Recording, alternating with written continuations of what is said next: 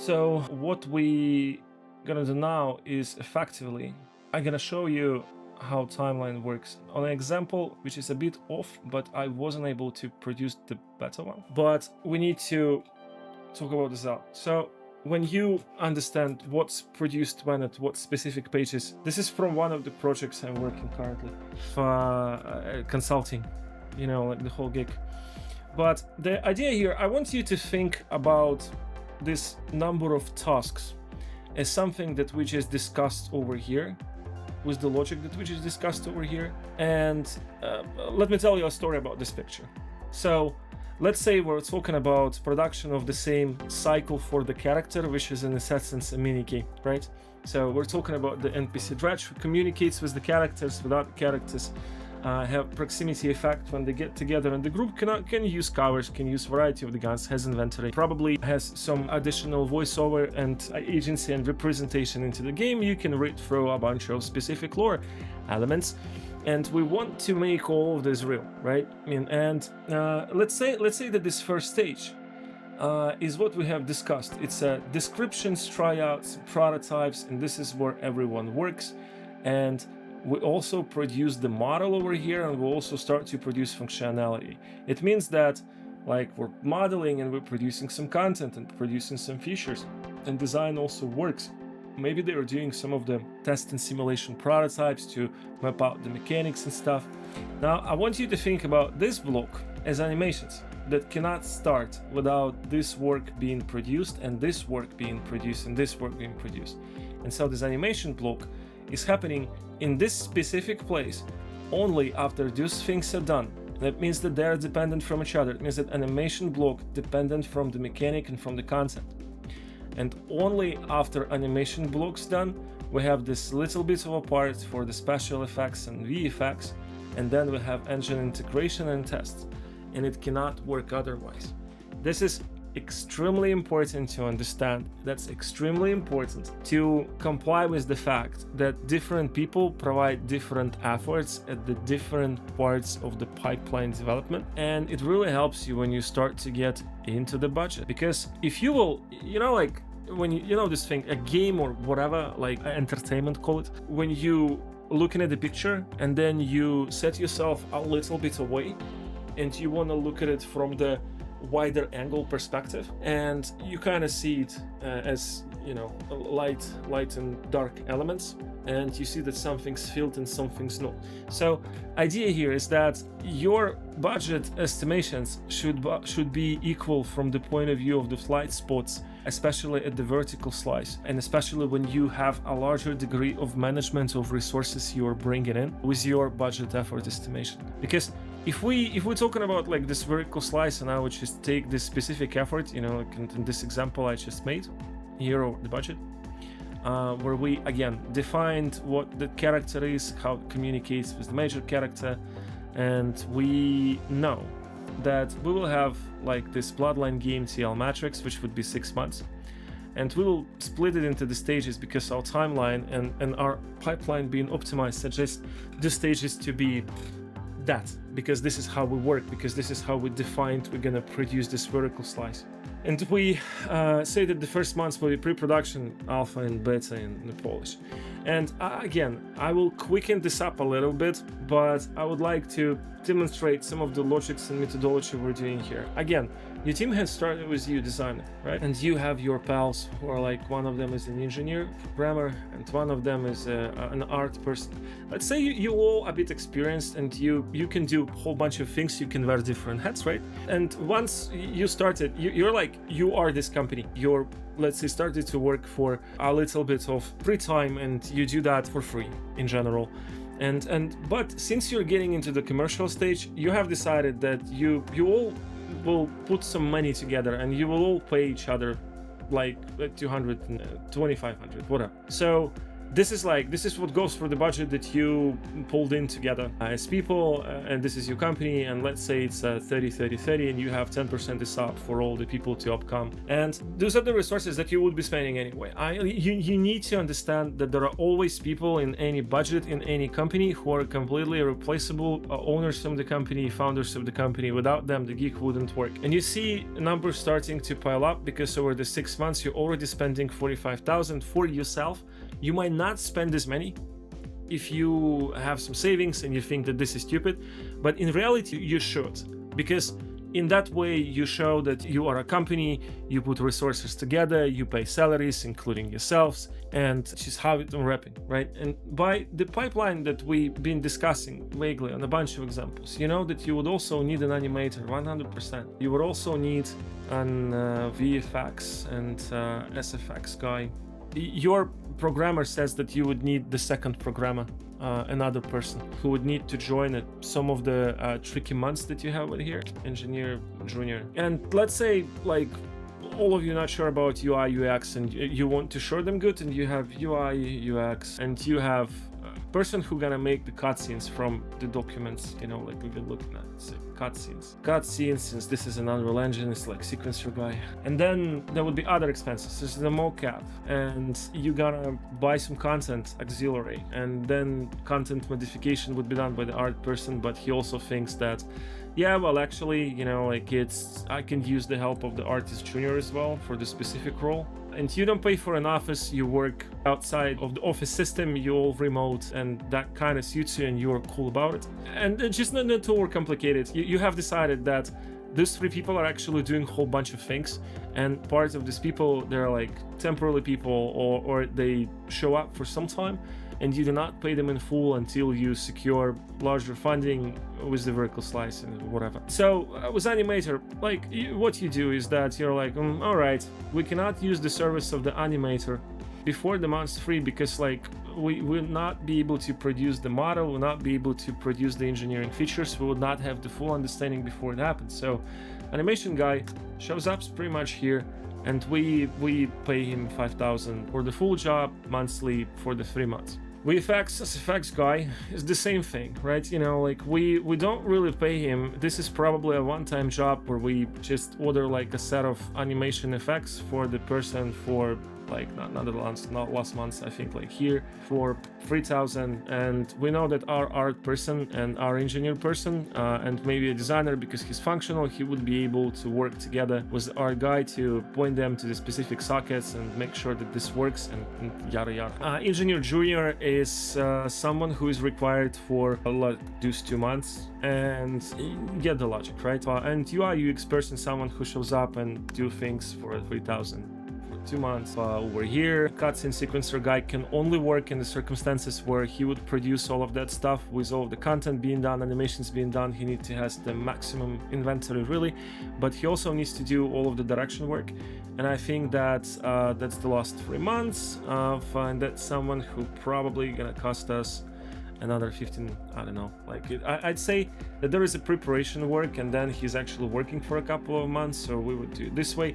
I've taken these numbers completely out of reasonable common sense thinking. I don't know what exactly we're talking about, because this is not a finalized roster, you know, like, but this is what we do, right? And artist junior is someone whom we need through almost all of the way. We'll spend the months to find the guy, and we would be paying him 2,000 just for helping with stuff and doing like a bunch of integration, and when he doesn't have work, he's testing stuff. Mockup would be done for, let's say, 10,000. Somewhere here where I'll understand we'll actually need to fix something because we've dropped the ball a couple of times, and then we'll get to the final content. I don't know what we do with the content, probably which is subscribe for Kid Bash for an annual subscription for $600, so we're fine. And then somewhere over here we understand we need to spend another $500 and $500 for additional contract from the fab, from the Unreal Engine store. And then there can be other things that we want to license or to buy, but we don't know. So what we do, we're gonna say that it's gonna be interim budget, which goes for right. And because we know we're living in the real world, we're gonna say that some things will go wrong, and so we need a contingency, which would be, I don't know, I mean, like live shows, that it probably would be like 20%. And so like with this calculation, we presume that budget is for this specific thing. In this logics, again, would be, we're looking at like $131,000 and $500,020. So like, why are we doing that, right? Means like like I said, like look at this and look at this and see, you know, like how it get filled gradually depending from what should be done. You know, some mistakes, these mistakes should be corrected, because again, especially when you have a high level of management on resources at the beginning of every company, you're not really constrained by employment obligations for people who haven't joined for the linear production. You need to try to save money. You need to try to understand, because again, a lot of the stuff that you do at this point is a hypothesis. Is when you build a vertical slice, you will understand that some things will go wrong. This is why we have the contingency.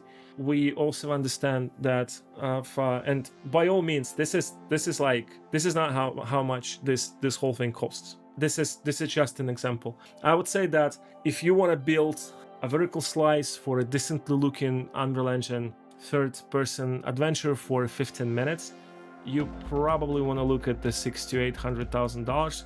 Or if you're super smart and you're super efficient and you can do things with a lot of experience being invested in it, you probably can get away with the 300 to 400. But it all depends from where you're located as well, and it really depends on how do you approach the whole thing from the point of view of the variety of content and a couple of other elements. But again, I mean, like, for putting this example just to show the methodologies and to show how do you approach this whole thing.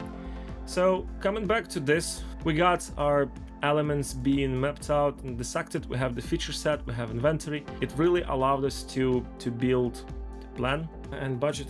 And now the last thing, which is essential at this stage, when you look down at all of these elements, you need to also take into consideration a couple of things. So these things is that some of these documents are internal, some of these documents are external. You need to start treating them this way, and these documents will get different amounts of attention internally and externally if you will show anything externally. So initial concept is something that's gonna change after you go through all of that stuff, and I've been very optimistic for all of our discussion. Mind that in a lot of this conversation, you will actually have reality checks. You'll get to the point where you discuss something like some of the features, like over here with your engineer, and he just says that given the 6 months we have and the budget we're running, 150,000 we just cannot do it. And then you will have to talk about, can we somehow do that as a test with the sticks and shit, and somehow we can maybe show it as a separate video? Can we show that that we're working on it, or do we need to deprecate it 100%? And depending from the conversation, it can go any way. But when you do, you would need to think to feelers to the composition and how not to worsen the impression of the game, despite the reality really putting sticks into your wheels. In some circumstances, it would be where you want to have 4 NPC characters for the demo, and in a discussion on the vertical slice, you come to the consensus that you actually can do only male ones, because you can use only male skeleton, you can get away with only 1 set of animations, and you would have 2 variation of dredges, dredge officer, and 1 unique boss. And this unique can be a female, whatever, you know, like if you want to do that.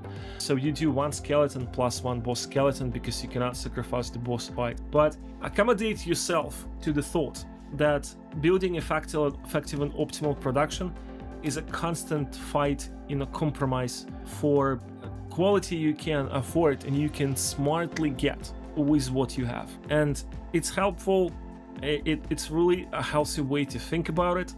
Whatever money you would have, if your logic is flawed, if you cannot work with optimization, if you cannot work with the idea of making things optimal, you will spend all of this money without getting to any of the result. And there is zero difference if you would be provided with $1 million investment or $100 million investment. You know, you will just burn it through, because to get to the result, you need to be rational and you need to be pragmatic, and you need to understand that production do not presumes opinionation at all. Production is like science. Production is based on facts. It's not based on confidence of people, on opinions of people, of what people want to happen.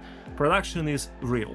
It's like the real world, and as any real world, like as any reality, you would be as much successful as you prepare yourself. It would be, and how you're looking at the things being realistic, and how do you take the reality and, you know, like as something that surrounds you as something real. And it's extremely important to understand that. If I would want to say something last here, you know, it's make sure that all of the work that you have done with all of the documents, with the content inventory, feature set, description of your overall global pipeline, and optimization of your pipeline and the end. Because one of the things that you would need to build as well from all of these elements of the pipeline is effectively point A to the point Z, how you build this whole thing, and how all of this content and features and other elements getting into the larger entities like characters, and then they get into the build, and this build is playable, the controls, and then you provide the feedback, and this feedback can be attended to different parts of the pipeline where you can put it in and make your content and your stuff better, and through these iterations get to the results that you want to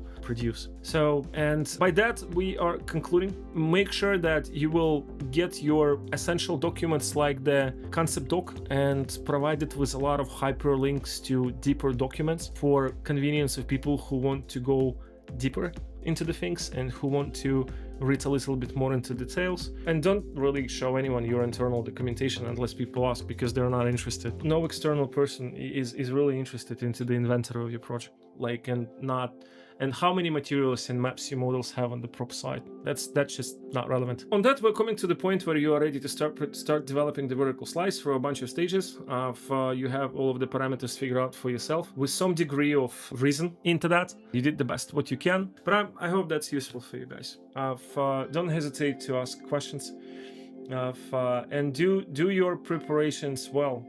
Do your planning well. Don't get lazy. The difference in between proper estimation of efforts and inventorization, when you have your vertical slice document and you do the storyboards, let's say for 60 shots, and proper disassembling of the shots is something that you should do with an utter attention and being really rigorous about it. It's because, like, if you will miss on those elements, it will catch up with you, and it will affect all of the further steps down the line.